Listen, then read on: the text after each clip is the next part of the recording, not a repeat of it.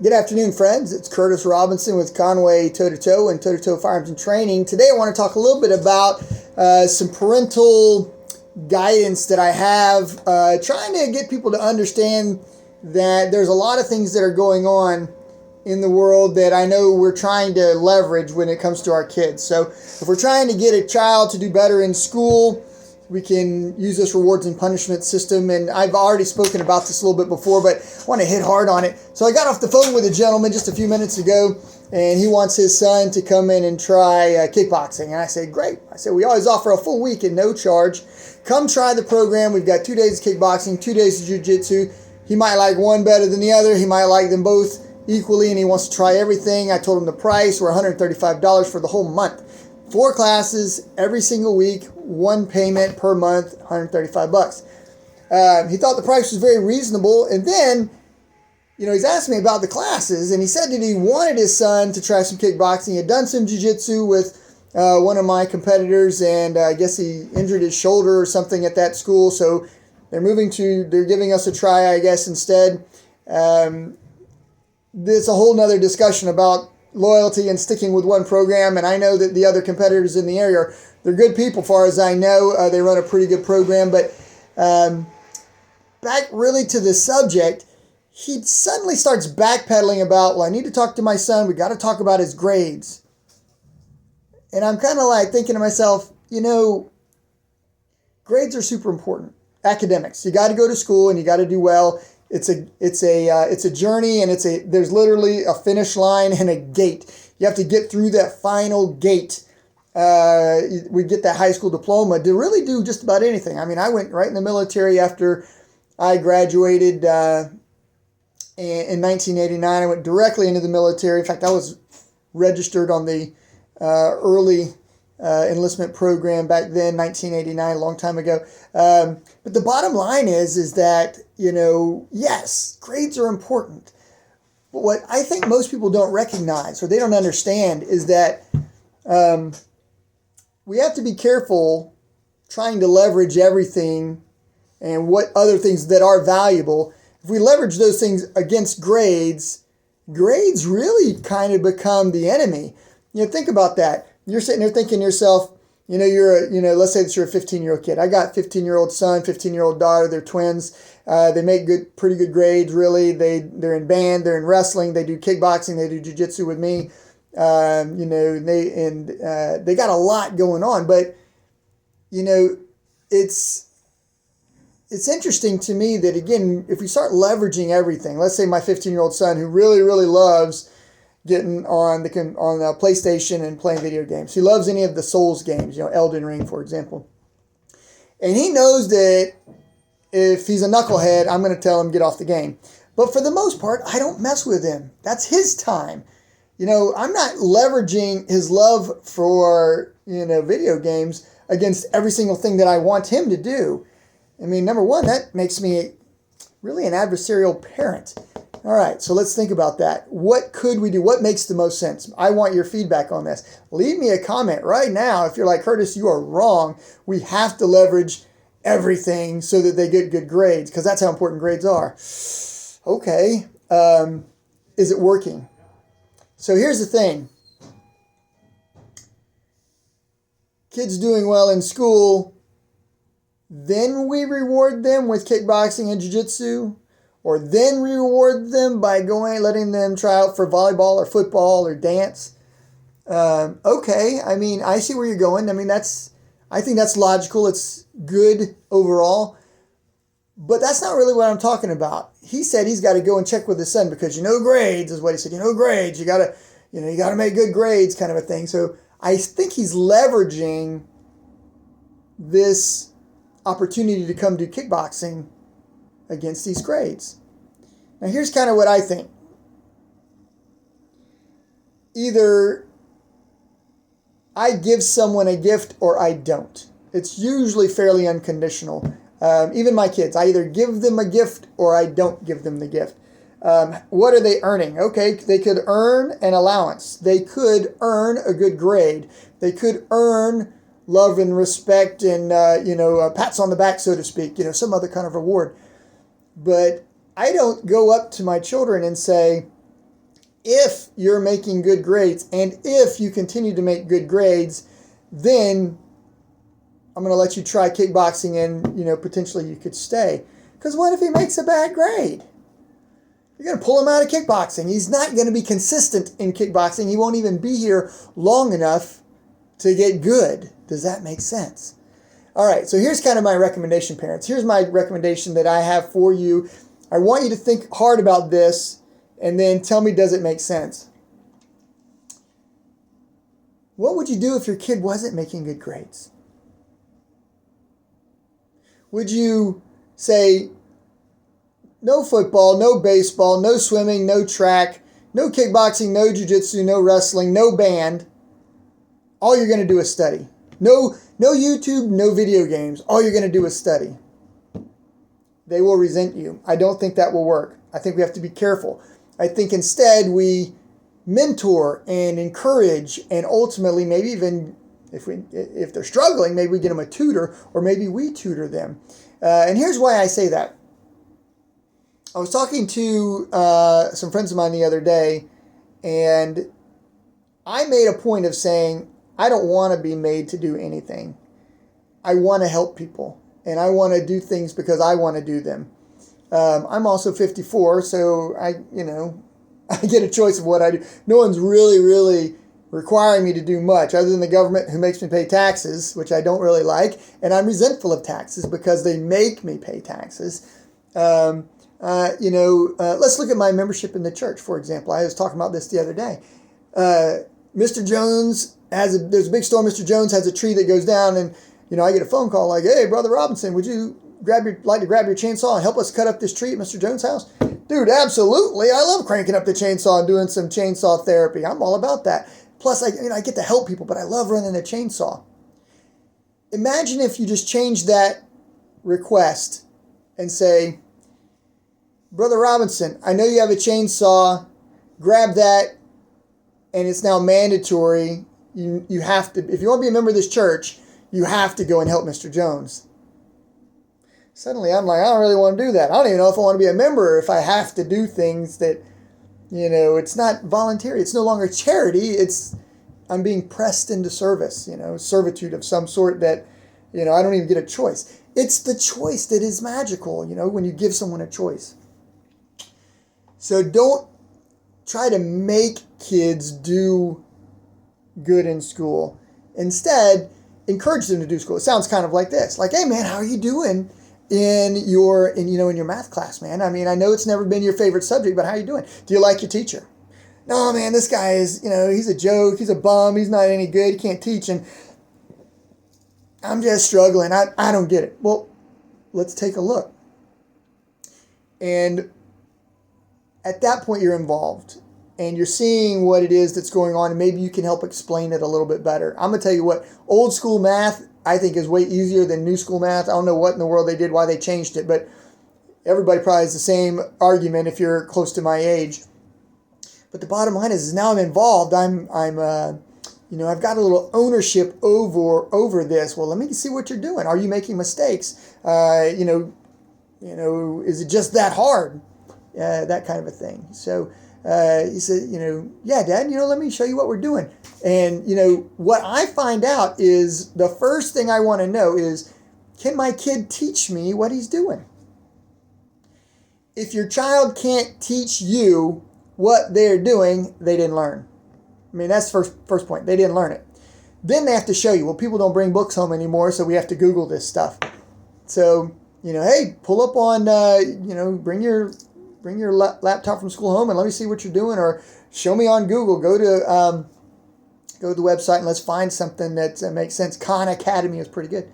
But anyways, I'm now involved, and I can now measure what is his understanding of the material, and if he understands it to some degree, now what can I do to supplement the information? And if I'm involved, now he's not alone. That's pretty powerful. As opposed to, "You're not doing well in math? What happened on this test? Didn't you study? You didn't study? Well, no wonder you made a bad grade. You're blaming your teacher. Your teacher's not a good instructor. You're blaming your teacher. Did you do the work? Well, Dad, I didn't really understand. Well, did you read the material? you're dumping all of that directly on their shoulders, and they're already suffering a loss. They're going to be resentful. So I would caution parents about that. Get involved, make your own assessment, even if you don't know the material. Let's say you suck at math. Not everybody's good at math. Can he explain what he's doing? If he can, then your confidence level should go up in his capability, and maybe then you have to go to the teacher and say, hey, what can we do for my son? So on and so forth. All right. So again, back to martial arts specifically. Why do people do martial arts? Why are people doing karate and taekwondo and judo and Jiu-Jitsu, kickboxing, sambo, wrestling? Why are people doing these things? Well, number one, it's just one of the most fun things you can possibly do. I've been doing martial arts since I was a teenager, over 40 years ago. It's 41 years this year. I just turned 54. You can do the math on that one. The bottom line is it's fun. Now, very few 15-year-olds are going to say, you know what's really fun? I want to go do calisthenics on my own. Probably not going to happen. I know what's going to be fun. I'm going to go for a run on my own.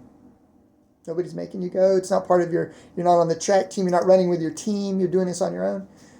Some kids will do it. Most kids, they don't want to do it. I can tell you my kids will run if they're in wrestling and the team is wrestling. They run as a group. They'll do that. It's not so good. Even when I was in the military, we ran every stinking day. It was just a lot of running. And I didn't really want to run in my free time.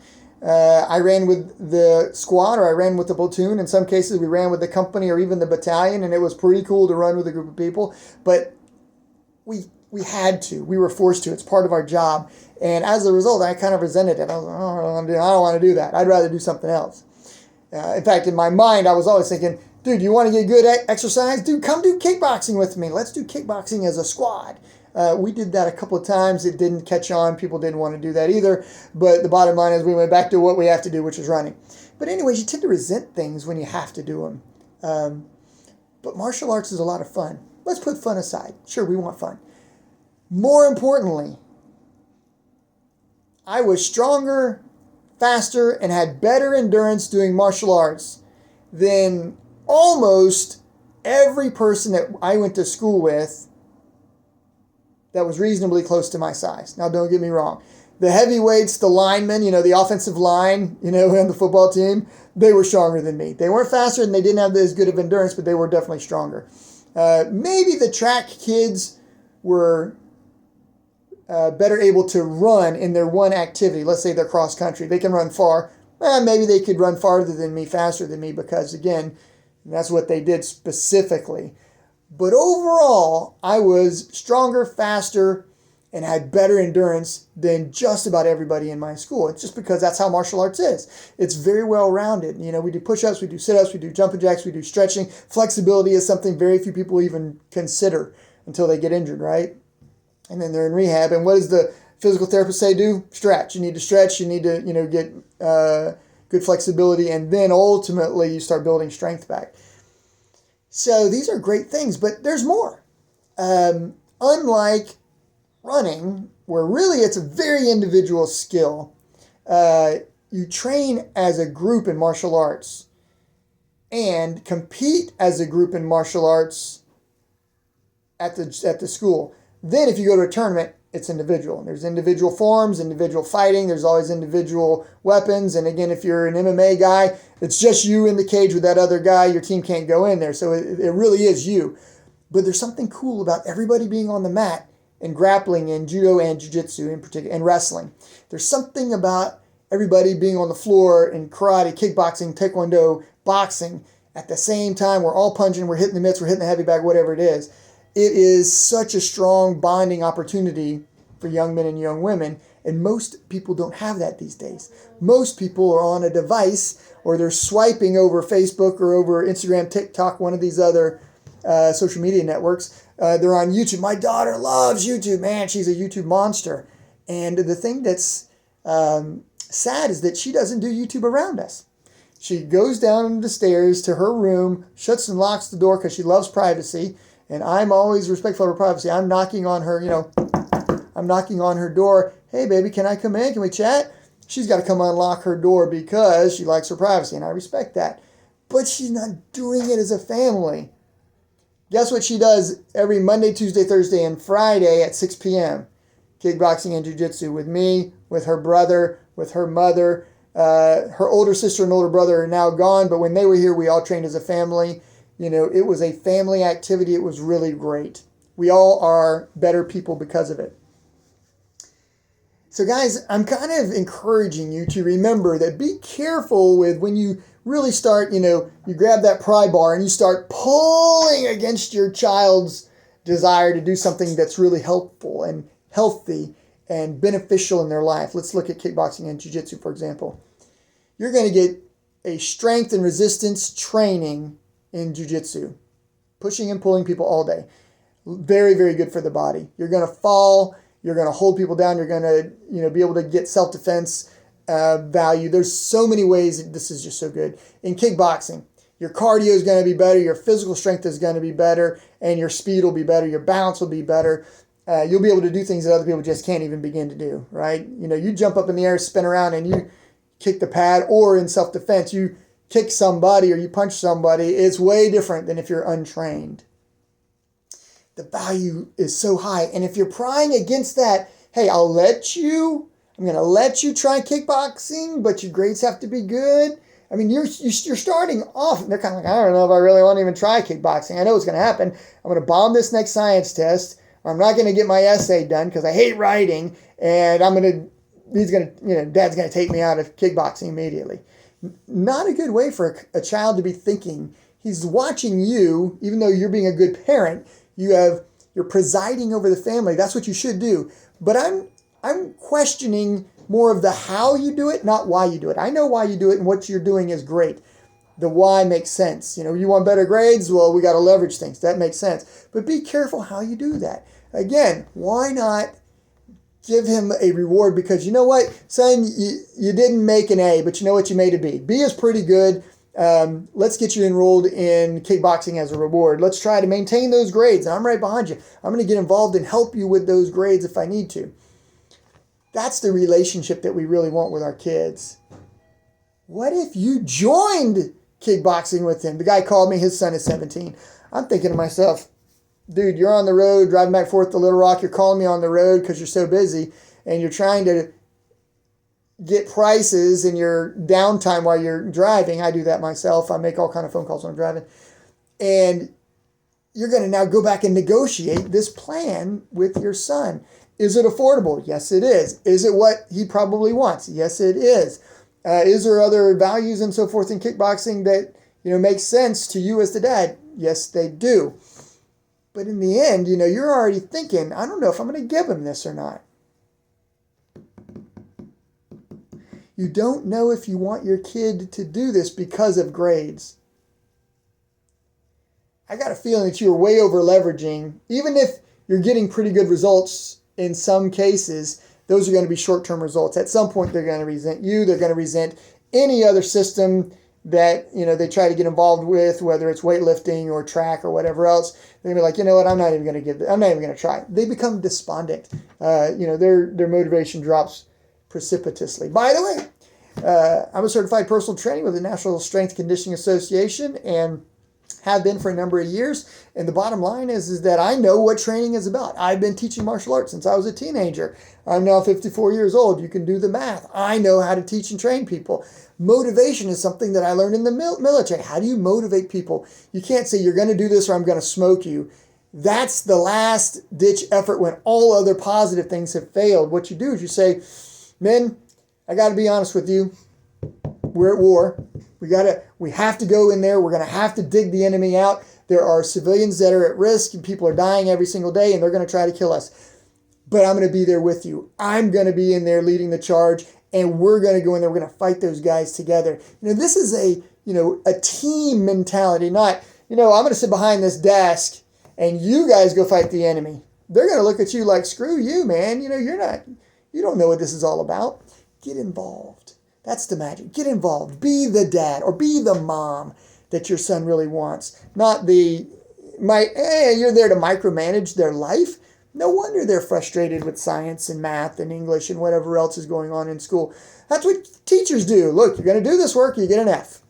They're always leveraging the F. Let's pull hard on the F. How are you feeling about this material? Are you getting it? Does it make sense? The last essay that you wrote, I found it to be, more expository. It wasn't really, it should have been more descriptive. And, you kind of went off the course a little bit. I'd like to reel you in. Let's get you back on course. Let's make a few corrections on this essay and resubmit, for example. That's how I teach. I'm a lifelong learner, and I have a love for teaching. And I know that if you over leverage anything, people are going to get pissed. I know. I served 20 years in the Army. People start resenting the NCOs who are over leveraging things.